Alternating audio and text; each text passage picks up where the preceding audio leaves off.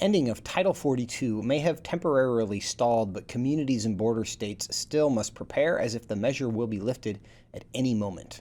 What does this mean for life on the ground in these communities? How do small and mid-sized towns handle a sudden population boom?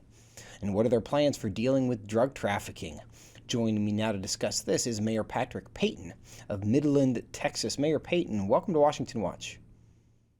Well, thank you for letting me be on your show. It's good to be with you, and Merry Christmas to everyone. Merry Christmas to you, Mayor. Thank you so much.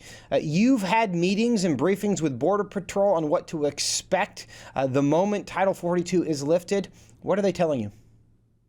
Well, as you heard from Representative Pfluger, who I applaud for his great leadership and quite frankly hope to see him in the White House someday, but the briefing with the Border Patrol just really reaffirms everything that we already know, that we have a tragedy at the border. It does not affect directly, as far as population, communities like Midland, who are about 4 hours away. But the problem is everything you're seeing at the border is really just a cover for what's happening with cartels and traffickers. And so the reality is the greater concern we have, and it really should be a concern of people, not just in Texas, but in the nation, is while our Border Patrol are serving this country by trying to make sure people are coming in legally and keeping people from coming in illegally, it keeps them away from the very thing they need to be doing related to drug trafficking and the cartels. And so we're watching as just literally thousands of pounds of illicit drugs and fentanyl and so on and so forth are making it through the border because of the tragedy at the border. And then it's being dispersed into our communities. And so what your listeners need to be aware of is this is more than just something happening at a river crossing. This is something deadly happening in the state and in communities, and where our police department, where our sheriff's department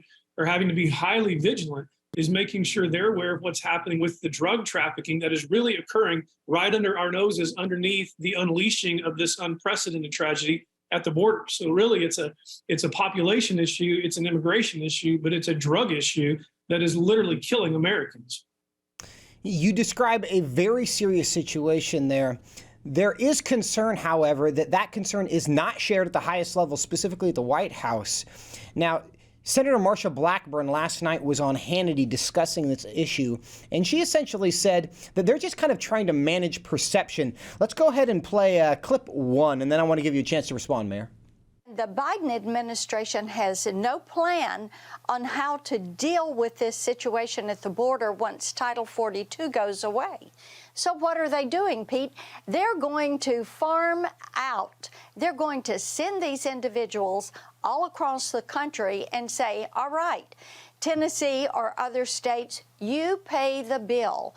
You take care of this because we, the federal government, can't figure out how to handle this, and we have to move these illegal immigrants from the border and to other areas where they're not going to be noticed.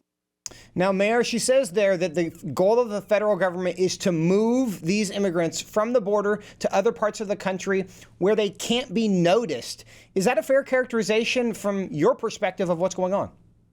I think it's 100% fair. As a matter of fact, if you listen to the Border Patrol, their hands are tied when it comes to what happens with immigrants who are coming from Honduras and Venezuela and Cuba and from all other places. You may have people from Mexico who are trying to immigrate for the good of their family and for the American dream, but underneath that cover, you have people from all these different countries who will not be repatriated. And this coverage does not have time for us to discuss that policy that handcuffs our Border Patrol. And so when you hear the representatives say that the White House doesn't have a plan, I would beg to differ. I think the White House does have a plan. They want a wide open border, and they're going to take these people and they're going to ship them at taxpayer expense all over the state of Texas and all over this country. You can deny it if you want, but that's the fact, and that's what's being done. And they're going to be distributed throughout the country. And behind all of that, also do not forget that the traffickers and the cartels are using these people to traffic people. One of the greatest tragedies outside of just the drug smuggling that's taking place is the human trafficking that's taking place. And so I hope your listeners are really coming to the conclusion where it's mind-boggling to think that our administration is being complicit in the destruction of people and the destruction of lives, all while they're trying to couch it in this terms of us being an immigrant-friendly nation. We are an immigrant-friendly nation. We have a lawful way to do that, but they are defying the law and destroying people's lives through letting the border just be wide open and handcuffing the Border Patrol from doing their job, and they will not be able to handle the numbers. And make no mistake about it, it won't just be Governor Abbott busing people to places that are sanctuary cities. It will be your federal government distributing illegal immigrants all over this country without any recourse or being able or ability to find them anywhere in the nation. Now, Mayor, you describe well the seriousness of this problem. Its connection to human trafficking, allowing terrorists across the border, to fentanyl, the ability of cartels to operate. Yet you say that the White House wants this to be the policy. They want there to be an open border. If those are the consequences of an open border, why would you say that this is what they actually want? I'm afraid I can't answer that question, but actions speak louder than words. And whenever your actions say that you're not going to take any reaction to what's happening at the border, then all we can interpret is this is exactly what you want to happen, whether or not you've considered the circumstances of your actions. You know, it's a lot like raising a child, and you say, why did you do that? And the child says, I don't know.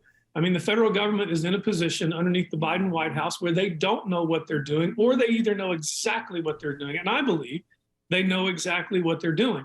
And the last point I'll make, unless there's another question, is I hope your listeners and anybody who's going to listen to this program or hear this program just thinks about what it means to legally travel when they've traveled between countries, and the reality of secure borders anywhere you travel in the world in civilized nations. And somehow in this great hope of the United States of America, we have actually cheapened citizenship, and we have also cheapened what people have done under the law in order to become citizens of this great nation. We have ridiculed the sacrifices people have made to make their dreams come true under the American dream by completely cheapening the immigration process, and more than that, cheapening the citizen and citizenry commitment we're asking people to make to this great country, the United States of America. So again, actions speak louder than words, and their actions are all we can have to interpret that they want to see if they can destroy a border and actually, by circumstance, destroy hundreds of thousands of lives.